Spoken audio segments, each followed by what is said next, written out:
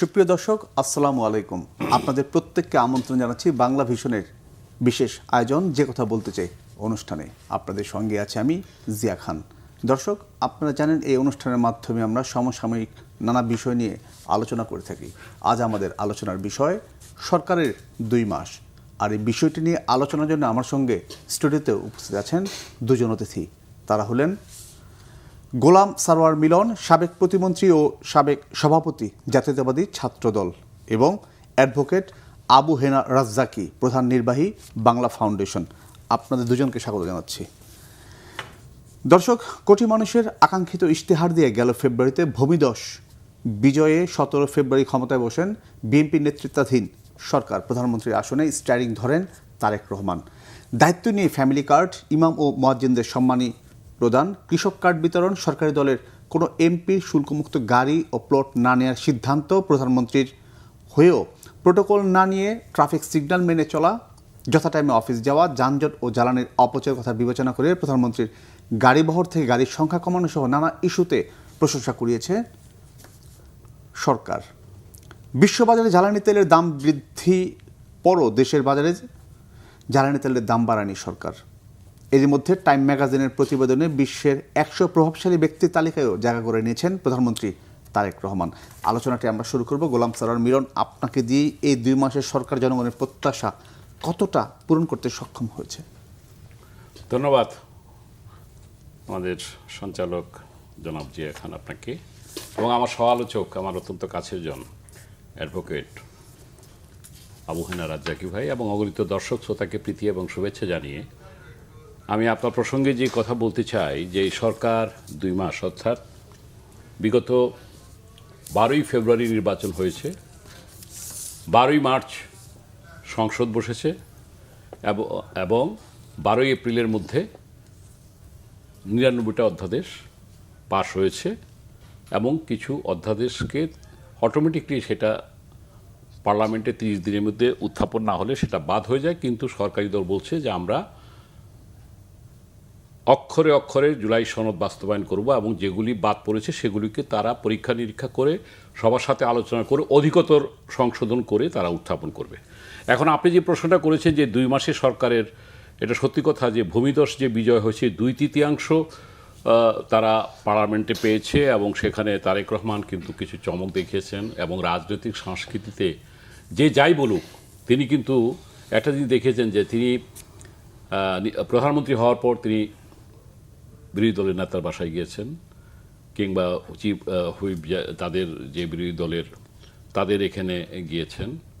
এটা একটা বাংলাদেশের রাজনীতিতে আমি বলবো এটা নতুন কালচার, যেটা এটা কালচার। আমাদের অসুস্থ রাজনীতির সংস্কৃতির মধ্যে আমরা আছি।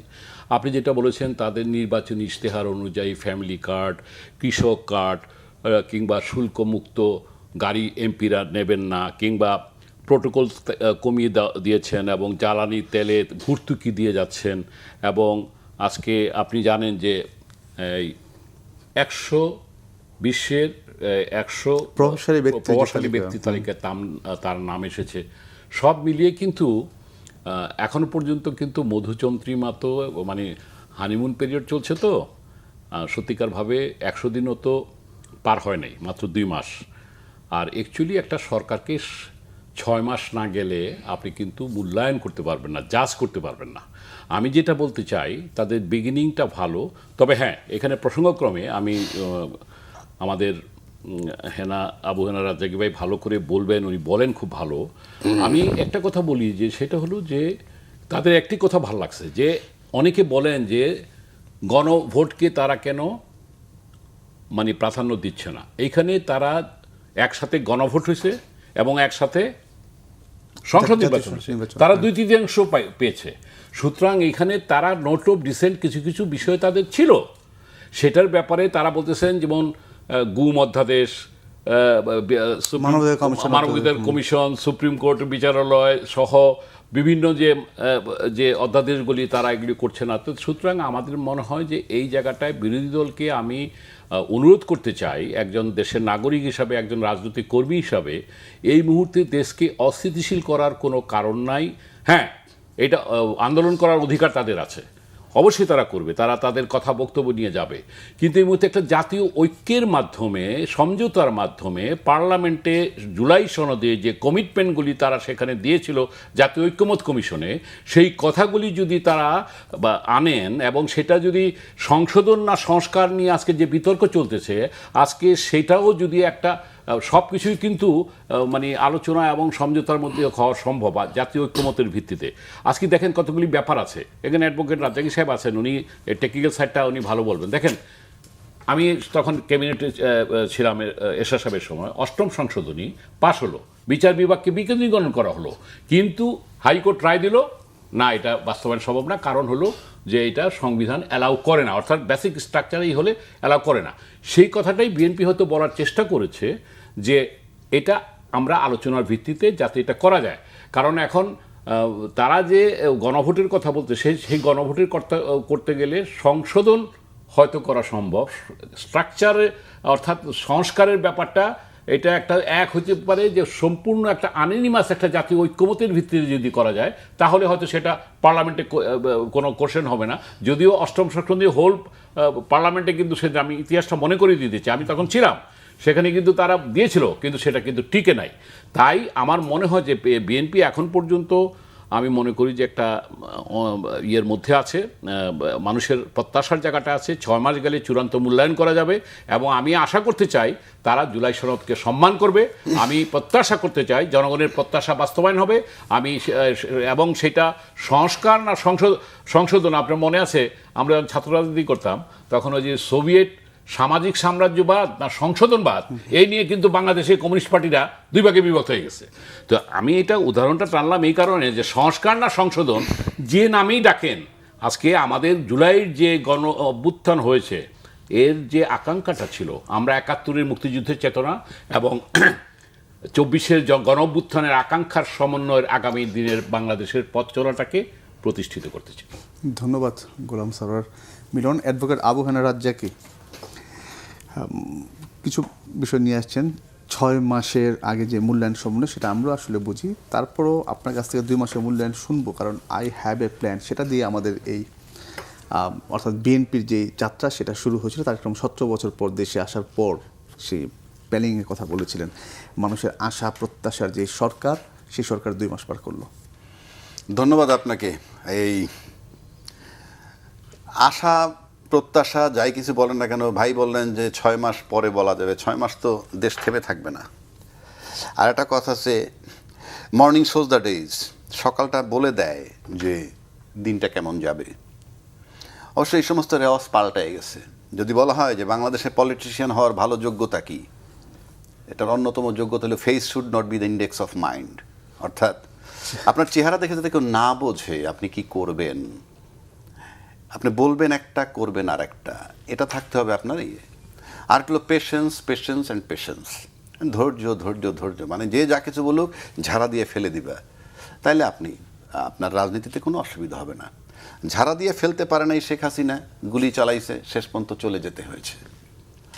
বর্তমান প্রধানমন্ত্রী নিয়ে উনি অনেকগুলো কথা বলেন। ব্যক্তিগত যদি আমি আসি, ট্রাফিক জ্যামে বসে থাকবেন, শনিবার অফিস করা, গাড়িতে পতাকা লাগাচ্ছেন না, সিম্পল কাপড়ে চলাফেরা করছেন, আমি এগুলো সবটাই অ্যাপ্রিসিয়েট করি ব্যক্তিগতভাবে, যে উনি এটা দিয়ে যদি একটা মেসেজ দিতে চান যে সবাই আমার মতো সিম্পল হও, ভালো। আবার যদি রাষ্ট্রাচারে আসি, আপনার গাড়িতে পতাকা লাগাইতেই হবে, এটা রাষ্ট্রাচার।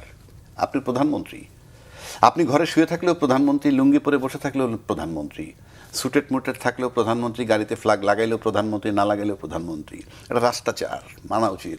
গাড়িতে আমাদের এত তেলের সংকট, ওনার গাড়ি তো তেলের জন্য কি লাইনে আছে কোথাও? নিশ্চয়ই নাই। কোনো পাম্পে কি লাইনে আছে গাড়িটা? কথার কথা বলছি। তো ওটা ঠিক আছে, আপনি যেটা করতেছেন কৃচ্ছতার সাধন, বা আপনি পাশাপাশি তো গাড়িতে তেলের জন্য লাইনে আছেন। 2 মাসের মূল্যায়ন কি? আমি যে কথাগুলো আমাকে বলতে হচ্ছে বাধ্য হয়ে, আপনি যেটা বলছেন যে তেলের কোনো সংকট নেই, প্রতিটা পাম্পে শত শত গাড়ি আর 500-700 হাজার মোটর সাইকেল, এই লাইনটা কেন? আপনি যদি বলতেন হ্যাঁ বিশ্ববাজারে তেলের সংকট, আমরা তেলের সংকটে আছি, সেটা এক কথা। আপনি বলছেন তেলের কোনো অভাব নাই, তাহলে আমাকে রেশনিং করলেন কেন? 2, বিশ্ববাজারে নাকি তেলের দাম বাড়ছে, আপনি ভর্তুকি দিচ্ছেন, আমার ভর্তুকি দিব কেন?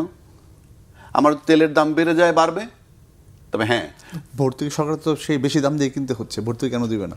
আমি সেটাই তো বললাম, ভর্তুকি দেন, আপনি ভর্তুকি যদি না দেন আপনি দাম বাড়ান। আপনি, আমার কথাটা তো ওইখানে। আর যদি দাম বাড়ালে কি হবে সেটাও বলি। আজকে দাম বাড়ান, লিটার প্রতি 50 টাকা বাড়ায় ফেলান, দেখবেন তেলের সংকট নাই। কেন নাই? ডাজ ইট মিন যে তেল অ্যাভেলেবেল? নো। যখনই লিটারে 50 টাকা বাড়াই দিবেন, আপনার 30% লোক গাড়ি ব্যবহারই করবে না, কারণ অ্যাফোর্ড করতে পারবে না তেলের দাম। তো ওই 30% গাড়ি বা 40% গাড়ি যদি বাসায় বসে থাকে, আমি বাসে রিক্সায় ঘুরবো, তাহলে তো জ্যাম কমে গেল।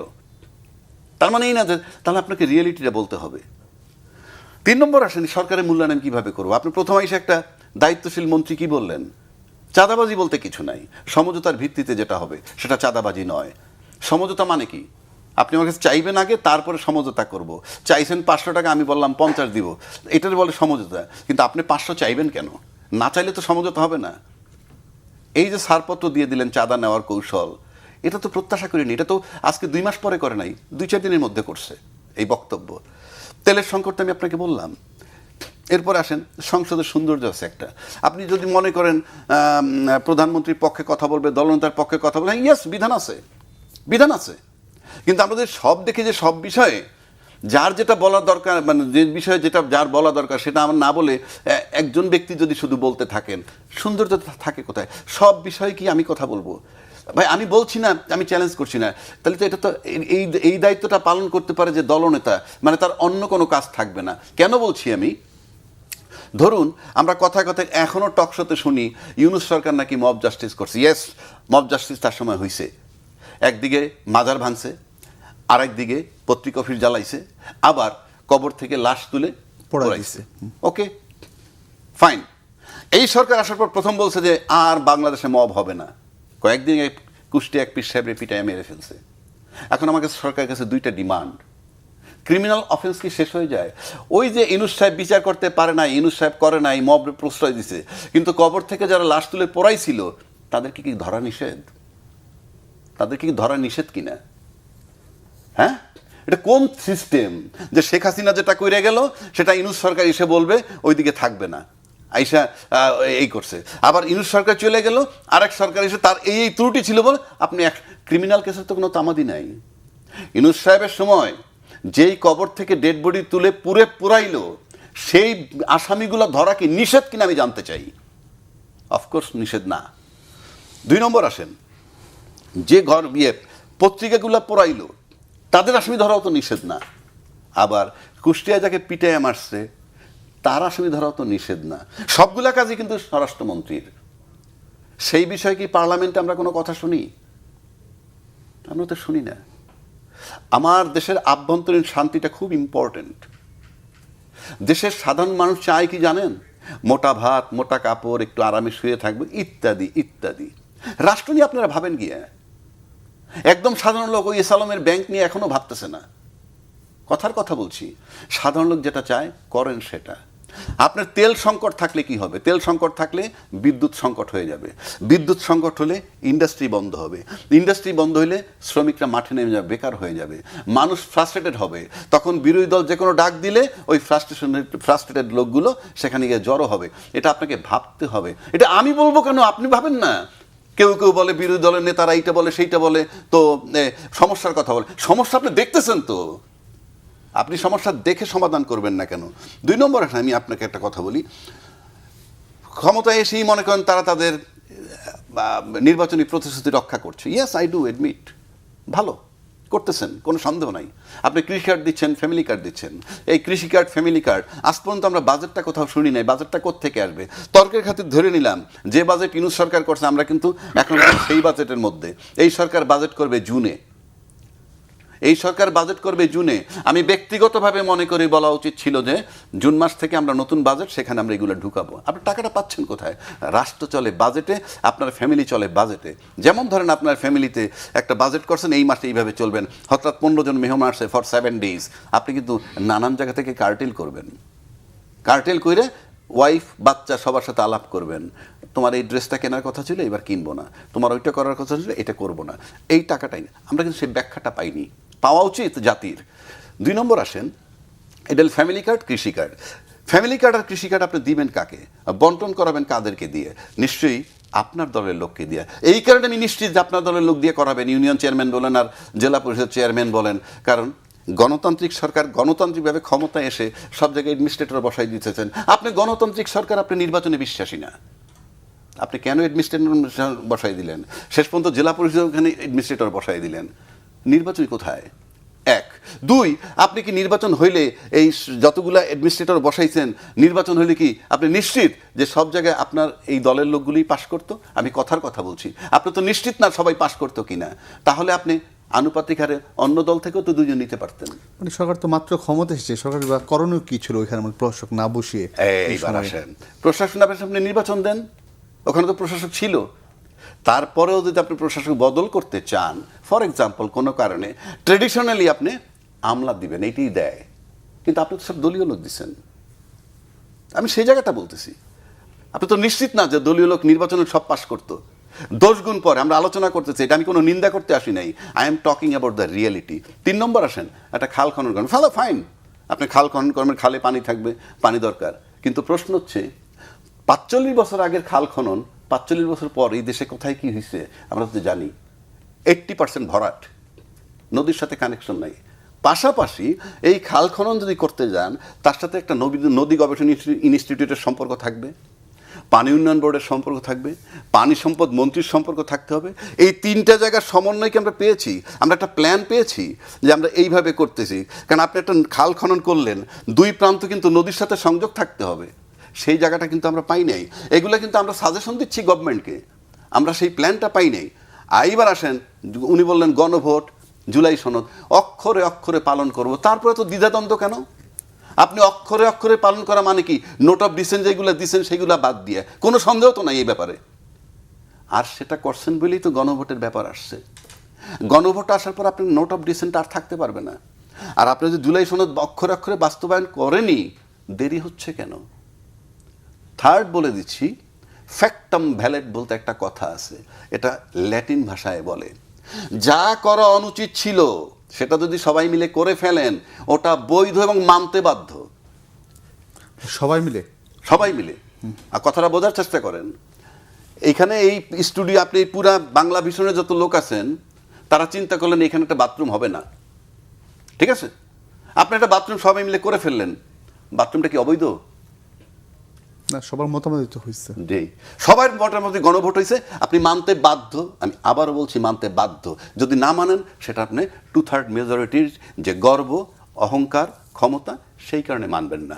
আবারও বলছি, ফ্যাক্টাম ভ্যালেট, এটা আইনের ল্যাটিন ভাষার শব্দ, যা করা অনুচিত ছিল সেটা সবাই মিলে করে ফেললে সেটা বৈধ হয় এবং মানতে বাধ্য।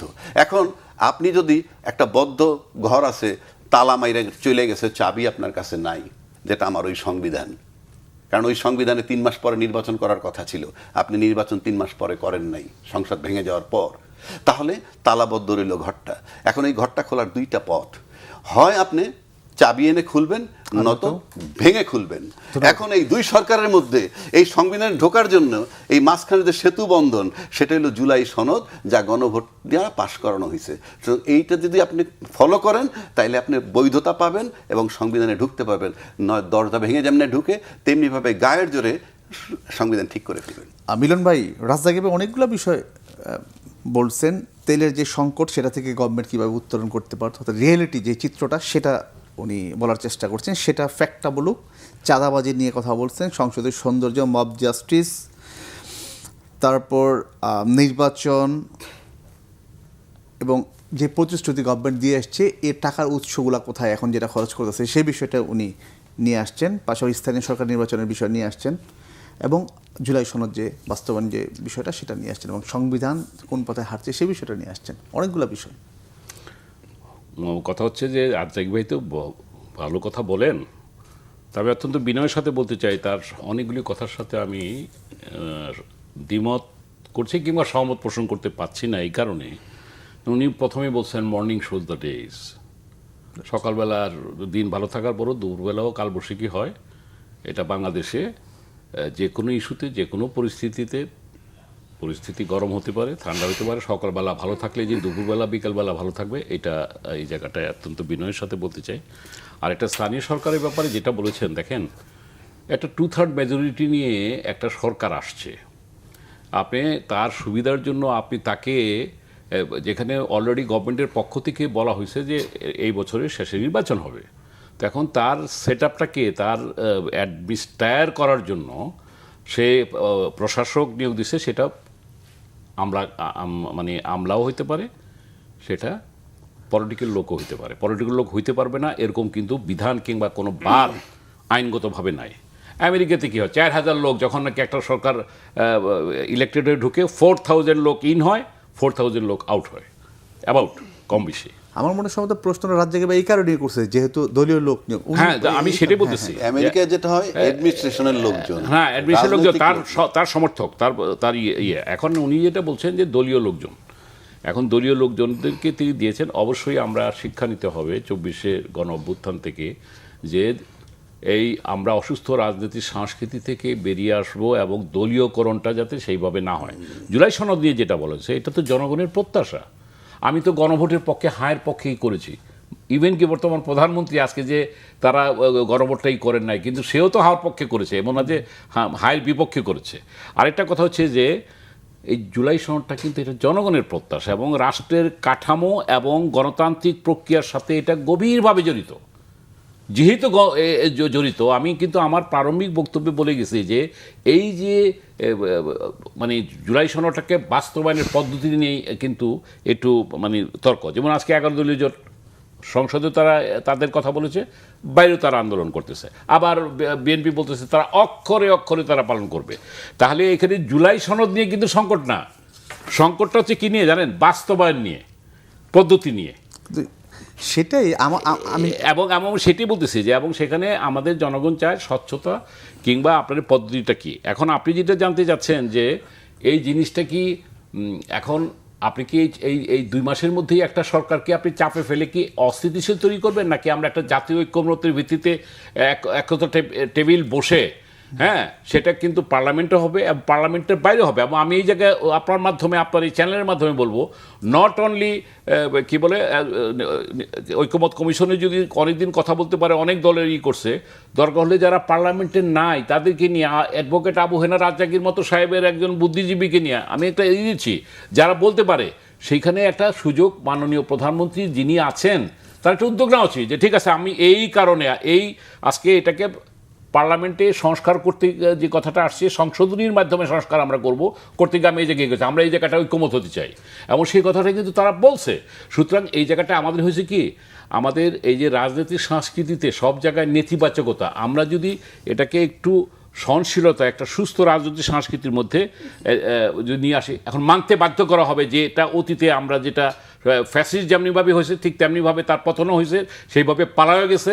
আমরা তো সেই জিনিসটা যদি এই সরকার করে, তাকে তার পরিণতি করবে। আমার বিশ্বাস এইটা করবে না, এই কারণ তারা 17 বছর আন্দোলন করছে, গোলটা তো করছে ছাত্ররা, কিন্তু বল পিছন থেকে পাস দিলে এসে গোলটা করে, যে গোল করে গোলটা তারই নাম হয়। জুলাই অভ্যুত্থানের তাদেরই নাম হয়েছে, কিন্তু এটা হুট করে 1 মাসের আন্দোলন না, চেষ্টাটা সকলের ছিল। এটা অবশ্যই 17 বছর ধরে এটা চলছে। তারা হয়তো 100 রান, যেটা ওই যে পার্থ সাহেব বলছেন 100 300 রান করছেন, তারা কিছুই করতে পারে নাই, কিন্তু লাস্টে যে ছক্কা মাইরা যে সে জিতাইলো, এটা কি কাউন্টার হবে? কিন্তু এই যে সে যে ছক্কা মারলো তার পিছনের এক ঘন্টা তো বলতে হবে, এটা তো অস্বীকার করার উপায় নাই। তো যাই হোক, আমার কথা হলো কি যে এই মানে যেই জায়গাটা আমরা আসতে চাই, যে এই যে জুলাই সনদ বলেন কিংবা নির্বাচনী প্রতিশ্রুতি বাস্তবায়ন সে তার মতো করবে, এবং এই যে ভাই আরেকটা কথা বলছে, কারেক্ট বলছে, আমি এটা তার সাথে সহমত করি, যে বলবো একটা করবো একটা, এবং সংসদের সৌন্দর্যের কথা বলছে, একজন সংসদীয় ইয়েতে সেটাকে, এবং প্রাইম মিনিস্টারকে আরেকটু সরব হইতে হবে। আমি এই জায়গাটায় আমার অবস্থান থেকে বলতে চাই যে হয়তো উনি এটা তার কৌশল হতে পারে প্রাথমিকভাবে, অবশ্যই সংসদীয় দলের নেতা করবেন। এখন কোনো একজন মন্ত্রী যদি উনি স্বরাষ্ট্র মন্ত্রণালয়ের কথা, যার মন্ত্রণালয়ের কথা বলবেন, এখন যদি উনি আইন মন্ত্রণালয় নিয়ে কথা বলেন, উনি রাষ্ট্রের সব ব্যাপার নিয়ে কথা বলেন, তখন কিন্তু এটা কিন্তু একটু সাধারণ মানুষের কাছে গ্রহণযোগ্যতার প্রশ্নে একটু কথা আসে, যে সে কি এতই বেশি জানে, এক। আর 2 নম্বর, আমি যেটা মনে করি, মাননীয় প্রধানমন্ত্রীকে যারা স্ক্রিপ্ট লিখে দেন, যেমন আমি ভাসানী ন্যাপ ছাত্রদল করার লোক, ভাসানী ন্যাপ করছি, আমি ফারাক্কাবাদের নেতৃত্ব দিয়েছি ঢাকা বিশ্ববিদ্যালয় থেকে, কারণ তাকে যে স্ক্রিপ্টটা লিখে দিছিল যে সে কি ধানের শীষটা ইয়ের হাতে, জিয়াউর রহমান সাহেবের হাতে দিয়ে। ইতিহাসটা হলো, আজকে এটা আপনাদের কাছে বলতে চাই, আমি তখন ছাত্র নেতা, ইতিহাসটা হলো মশিউর রহমান জাদু মিয়া, তিনি ছিলেন ভাসানী নেপের আমাদের মৌলানা ভাসানীর উনি ছিলেন, পরবর্তীতে উনি তাকে দায়িত্ব দিয়েছিলেন। ভাসানী সাহেব যখন মারা যান, জাদু মিয়া সাহেবের সাথে এই ন্যাপের সাথে ভাসানী এই ধানের শীষটা ছিল। যখন নাকি একীভূত হয়ে যায় ফ্রন্ট, জাতীয়তাবাদী ফ্রন্টের মাধ্যমে জাতীয়তাবাদী দল হয়, তখন জিয়া রহমানের কাছে আমাদের মশিউর রহমান জাদু মিয়া এইটা দেওয়া হয়েছিল। এখন ওইটা স্ক্রিপ্টটা হয়তো তার যারা লিখেছেন তারা হয়তো ইতিহাসটা যথাযথভাবে উত্থাপন করতে পারে নাই। ওইখানে বলছেন, এটা দোষ বলছি না আমি, এটা একটা হইতে পারে। শোনেন, উনি তো সেই ভাসানীর ধানের শীষটাই পাইছেন, ওইখানে হয়তো বলছেন ভাসানী সাহেব জিয়াউর রহমান সাহেবকে দিয়ে গেছেন, আসলে তো তাই দিচ্ছেন। কার মাধ্যমে? মশিউর রহমান জাদু মিয়ার মাধ্যমে। এটা হলো ইতিহাস। এখন কথা হলো, আমি যেটা বলতে চাচ্ছি যে এইসব ছোটোখাটো ত্রুটি বিচ্যুতি নিয়ে যদি ভুল ধরা যেতে পারে, কিন্তু তারপরও আমি এখানে সেটাই হচ্ছে একটা ঘটনা, আরো বেশ কিছু ঘটনা তথ্য, হ্যাঁ, বিভিন্ন জায়গায় যা ধরেন যে এখানে আমের চাষ হয়, সেখানে বলতেছে পেয়ারার চাষ হয়, এগুলি হলো, এটা হইতে পারে। ট্রায়াল এন্ড এরর তো থাকবে। আপনি 2 মাসে, আমি একটা কথাই আমি কনক্লুড করতে চাই, আমি রাজাগীরের কথা শুনতে চাই। কথা হলো কি, শুনেন, একটা প্রাইম মিনিস্টারকে আপনি এই 2 মাসেই আপনি এই হওয়া উচিত ছিল, এটা নাইলে অধ্যাদেশ এই না হয়। আমি এই জায়গাটা আশাবাদী হতে চাই, আমি খুব আশাবাদী মানুষ, এবং আমি বিশ্বাস করতে চাই উনি বাংলাদেশকে একটা নতুন কিছু দিতে চান, এবং সেটা হবে। এবং অবশ্যই এখন আপনি 2/3 মেজরিটি পাইছেন, আপনি গণভোটের কথা, আমি শেষে একটা 10 সেকেন্ডে কথা বলবো। গণভোটের কথাটা যদি আপনি যেভাবে আনতে চাচ্ছেন, রাজ্জাকি ভাইয়ের মতো যারা আছেন, আমি তো গণভোটের পক্ষ বলেছি, তো আরেক সাহেব বলছেন। এখন পাশাপাশি আরেকটা কথা আছে, উনিও তো 2/3 মেজরিটি নিয়ে আছেন। তাহলে 2টা জিনিস, গণভোটকে আপনি যেমন বাস্তবায়ন করা দরকার, 2/3 মেজরিটিকে আপনি ডিঙিয়ে করবেন না, 2/3 মেজরিটিকে অবজ্ঞা করে করবেন না, 2/3 মেজরিটির সেন্টিমেন্টের সমন্বয়ে গ্রহণযোগ্য ওই কাঠামোর মধ্যে। এখন এই বাংলাদেশ তো চলছে তত্ত্বাবধায়ক অন্তর্বর্তী সরকার, সংবিধানে চলছে, সংবিধানের বাইরে চলছে। সংবিধান মেনে প্রধানমন্ত্রী পালায় যায় নাই, সংবিধান মেনে শপথ অনুষ্ঠান হয় নাই, 106 যেটা হয়েছে সেটা কোন জায়গায় কী, সেগুলি অনেক ইতিহাস কথা আছে।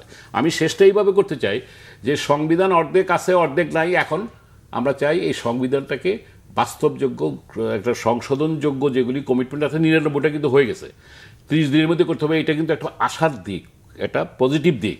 বাকিগুলির জন্য আমরা প্রত্যাশা করি, এবং সেটা না হলে যে তাদেরকে একটা ব্যাড সিচুয়েশন ফেস করতে হবে। কালবৈশাখীর একটা ঝড়ের কথা বললাম, সকালবেলা তো ভালো আছে, সেটার জন্য অপেক্ষা করতে হবে। সেজন্য আমরা বলবো যে সব একটা জাতীয় একটা জায়গায় যাতে আমরা আসি, এটার একটা সমাধানের জন্য। ধন্যবাদ গোলাম সরওয়ার মিলন ভাই। রাজ্জাকি ভাই অনেকগুলো বিষয় নিয়ে আসছেন। মূল কথা হচ্ছে গিয়ে যে ঐক্যমত্যের বিষয়টা বারবার ভাই শ্রেষ্ঠ বললেন, ওইটা দিয়ে যে একটা ঐক্যমত্যের মাধ্যমে এই সমস্যার যে সমাধান, পাশাপাশি গভর্নমেন্ট যে প্রেশারের কথা সেটা বললেন। আমরা জানি যে আগামীকাল জামাত ইসলামের নেতৃত্বে 11 দলীয় জোটের গণমিছিল রয়েছে, এর আগে তারা বিক্ষোভ সমাবেশ করেছে রাজধানীতে এই গণভোট বাস্তবায়নের যে বিষয়টা, যেটা জুলাই সনদ বাস্তবায়ন, সেই সব বিষয়গুলো নিয়ে আপনার কথা শুনবো। শুনুন, আমি এই সমস্ত তারা মাঠে কি করবে না করবে এগুলো আমার কাছে ইম্যাটেরিয়াল, আমার কাছে গ্রহণযোগ্য বিষয় মনে হয় না। প্রশ্ন হচ্ছে, আপনি আপনার ফ্যামিলি লাইফ লিড করবেন, আপনি ফ্যামিলির গার্জিয়ান, আপনাকেই চিন্তা করতে হবে যে আমার কোনো আচরণে যাতে আমার ছেলেটা ঘর থেকে বের হয়ে না যায়। আপনাকেই চিন্তা করতে হবে যে আমার চিন্তা বলতে কি দায়টা, মানে এই দায়িত্ব আপনার। আপনি যদি বলেন যা মন চাই তুই করুক গিয়া, হয়, কারণ আপনি আপনার সন্তানটাকে ভালোবাসেন, সে কারণে আপনার দিক থেকে আপনি ছাড় দিবেন। বাপ ছাড় দেয় তার সন্তানের জন্যে, ফ্যামিলির। আপনি যখন 2/3 মেজরিটি পেয়েছেন, আপনি হিরো, আপনি দেশের গার্জিয়ান। আপনাকে দেখতে হবে সংসদে 300 ছেলে পেলে 213 জন আপনার, আর বাকিগুলো বিরোধী দলে আছে। ওরা যাতে বের হয়ে না যায়, সংসদ যাতে প্রাণবন্ত থাকে, এই দায়িত্ব কার? তাদেরও তো চেষ্টা থাকতে হবে। চেষ্টা তো আপনি অক্ষরে অক্ষরে জুলাই সনদ পালন করবেন, এটার দাবি তো এইটাই করেন না কেন? সব বাদ দেন না, অধ্যাদেশগুলো নিয়ে আসেন। মিলন ভাই তো বললেন একজন বিজ্ঞ পোর খাওয়া রাজনীতিবিদ, তাদের সামনে কথা কইতে আমি এমনি নার্ভাস থাকি। আপনি আমাকে বলেন গুম অধ্যাদেশ আপনি পোক্ত কইরা আনবেন, একেবারে অনেক কিছু কইরা তাকে আনবেন, ইতিমধ্যে যেই অধ্যাদেশগুলো পাশ করানো হয়েছে, আইনে রূপান্তরিত করছে, তার ব্যাপারে অনেক সংশোধন আনবে, এই বলেও আলাপ আলোচনা হইতেছে। তাহলে আপনি এইগুলাকে পাশ করাইয়া, এই অধ্যাদেশগুলোকে আইনে রূপান্তরিত কইরা তারপর তো আপনি সংশোধন আনতে পারেন। আপনি এখন তো আপনি তো আইনটা ল্যাপস হয়ে গেছে, এটা তো নাই। 30 ডেজের মধ্যে যখন হয় না, আপনি আনেন নাই পার্লামেন্টে, আপনি গুম অধ্যাদেশ বাতিল করছেন, মানে নেন নাই। 2 নম্বর আসেন বিচার বিভাগ। বিচার বিভাগের নিয়োগ করতে হবে, বিচার বিভাগ আলাদা সচিবালয় অলরেডি বিল্ডিং হয়েছে, সব কিছু হয়ে গেছে, আপনি সেই অধ্যাদেশটা বাতিল করে দিলেন। কারণটা কি? কারণ একটাই, বিচারকদেরকে বুঝতে হবে আমার নিয়োগকর্তা নির্বাহী বিভাগ সরকার। আর এই যদি আপনি বিচার বিভাগটার আলাদা রাখতেন, অধ্যাদেশটা করে রাখতেন, আইনে রূপান্তরিত করতেন, বিচারকরা ভাবতো আমি স্বাধীন, আমি পুরা আইনি কাঠামোতে চলবো, সরকারকে আমার দেখার বিষয় না। আপনি সেটাকে ঘুরে নিয়ে আসলেন, অধ্যাদেশটা বাতিল করে আপনি কনফার্ম করে দিলেন বিচার বিভাগের কাছে আমি কিন্তু তোমাদের নিয়োগকর্তা। এটা কানের কাছে বাজবে। এইরকম বাংলাদেশের লোক নাই যে আমি নিয়োগকর্তার বিরুদ্ধে যাব। এবং যখনই আপনি নিয়োগকর্তা আপনি হয়ে যাচ্ছেন, তখন কিন্তু সিনা টান করে বলতেছেন, যেটা শেখ হাসিনাও বলতো, আদালত সিদ্ধান্ত আমরা মেনে নিব। আপনি এত কনফিডেন্ট কেন যে আদালতের সিদ্ধান্ত আপনি মেনে নেবেন? বিকজ আপনি জানেন যে আদালতের নিয়োগকর্তা আমরা। সেটা করেছেন এই অধ্যাদেশ বাতিল করে। 3 নম্বর, একটা আপনি নজির দেখাই, মানবাধিকার কমিশন অধ্যাদেশ আপনি বাতিল করে দিনে দিয়া 2009-এর যে মানবাধিকার কমিশনটা, সেটা আপনার ভালো লাগলো, যেটা শেখ হাসিনা করছে, ফ্যাসিস্ট সরকার করছে। তো ফ্যাসিস্ট সরকার যেটা করছে সেটা যদি আপনার ভালো লাগে, তাহলে আমি কি তফাৎ বুঝবো ওই সরকার আর এই সরকারের মধ্যে? আপনি তো মানবাধিকার কমিশন অধ্যাদেশটা বাতিল হয়ে যেত, হ্যাঁ ঠিক আছে আমি আর একটা নতুন আনি, আপনি তো 2009-টা পুনর্বহাল করলেন। পাশাপাশি মানবাধিকার সংস্থা শেষ দিকে আমরা কেন করছি, আপনার কথা যদি আমি আসি, কেন করছি একদম শেষ দিকে আমি একই গুণে গুণান্বিত হব। হাসিনা যেটা করেছিল আমি সেখানেই যাচ্ছি। কারণ ইতিমধ্যে আসিফ মাহমুদ চৌধুরী এক ইন্টারভিউতে বলছে যে আমাদেরকে ডিপ স্টেট বলতে যা আছে তারা আমাকে এই গুম অধ্যাদেশ বাতিল করতে বলছিল, আমরা সেটা রাজি হই নাই। সেই গুম সেটা কিন্তু আজকে এই সরকার করলো। এগুলো তো মাথায় রাখতে হবে। তো আপনি মানবাধিকার কমিশনের সবাই পদত্যাগ করলো, এই যে পদত্যাগ করলো এটা সিম্বলিক, তো এটা হাস্য তামাশা না। সুতরাং আপনি সব অধ্যাদেশগুলোকে আইনে রূপান্তরিত করে পরে তো আপনি অ্যামেন্ডমেন্ট আনতে পারতেন। আপনি তো পাশই করাইলেন না, আপনি আনবেন না আমি মোটামুটি নিশ্চিত। ধন্যবাদ অ্যাডভোকেট আবু হানা রাজ্জাকি, গোলাম সালাম মিলন, আপনার দুজনকে বাংলা ভিশনে আসার জন্য। আমি একটা লাইন বলতে চাই, অধ্যাদেশ বাতিল হয়ে গেলে যে আনা যাবে না, আনবেন না আমি সেটা বলছি, আনা যাবে না তো বলি নাই। হ্যাঁ, তা আমরা তো কেন করবেন কেন? অধ্যাদেশ নিয়ে তো পরে সংশোধনও করতে পারতেন। টাইমিং না না না, আপনি এখনই করবেন, সব পাস করে ফেলবো, হ্যাঁ, তারপরে আমরা সংশোধন করব। ধন্যবাদ আপনার দুজনকে বাংলা ভিশন আসার জন্য। দর্শক, যে কথা বলতে চাই আজ এ পর্যন্তই, আবার দেখা হবে। সবাই ভালো থাকুন, সুস্থ থাকুন।